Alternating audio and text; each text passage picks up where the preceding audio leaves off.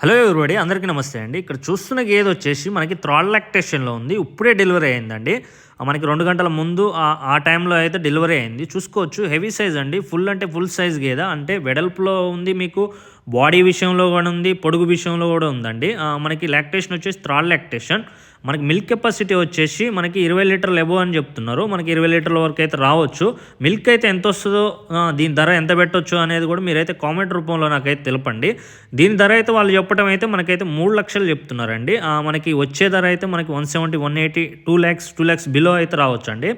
చూసుకోవచ్చు గేదె ఎలాంటి గేదెలు కొంటే మనకి బ్రీడింగ్ అయితే డెవలప్మెంట్ చేసుకోవచ్చు. దీనికి పుట్టే దూడలు కూడా ఫస్ట్ ఈతల్ని మనకి ఫర్ టైం వచ్చేసి మనకి పూటకి 6 లీటర్లు లేదా 7 లీటర్ల మధ్యలో అయితే వస్తుంటాయి. ఎందుకంటే ఇట్లాంటి మిల్కింగ్ లైన్ గేదెల్ని మనం ఒకసారి కొనుక్కొని పెట్టుకుంటే మనకి దీనికి పుట్టే దూడలన్నీ మనం బ్రీడింగ్ చేసుకుంటుంటే మన షెడ్ అనేది డెవలప్మెంట్ అవుతుంది.